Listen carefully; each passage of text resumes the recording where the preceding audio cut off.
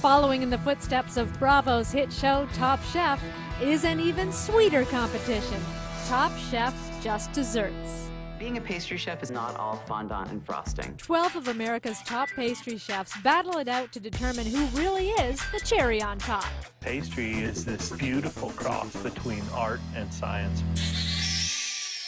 Each episode, contestants face 2 challenges. I smell something burning. The first is a quick-fire test of their basic abilities. The second is the elimination challenge. Don't think of it as a traditional food show. Pastry chef Johnny Uzzini serves as the show's head judge.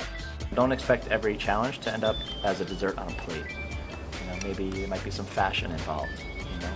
Instead of actually serving their food on a plate, maybe they're serving it on a woman.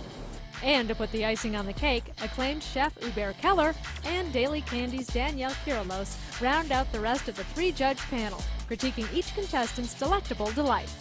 And I think dessert is a really emotional experience. We all have childhood associations with dessert. You remember birthday cakes you loved. So it's not just, oh, that's chocolatey. It's kind of, dessert has to be satisfying on a lot of levels. All 3 were really great cupcakes, but unfortunately I can only choose one winner.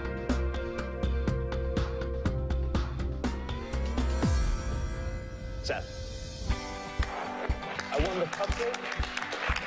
When it comes to pastry, it's much more like a science. You're measuring everything. So you really don't taste. I mean, if it's a fruit dessert, of course you want to make sure the fruit is ripe. But when you have a great chocolate, you know if you follow the proportions, you're going to have it. The winner of the final challenge is judged to be the cream of the crop. They go home with $100,000, a new car, and they're featured in Food and Wine magazine.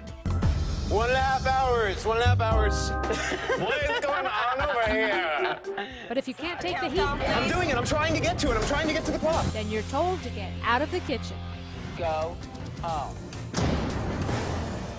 I think what's important is that final result. When you're layering things, when you're putting it together, you're putting a mousse and a texture. I think that's that final result when you're cutting and you put it in your mouth and you get the different nuances. I think that's the moment where you really can judge if it's right or wrong. And the winner is 30-year-old pastry chef Yigit Pura, beating out finalists Morgan and Danielle. The native of Turkey, who moved to San Francisco at the age of 12, says he'll probably own his own store within the year, and he plans to do more TV appearances.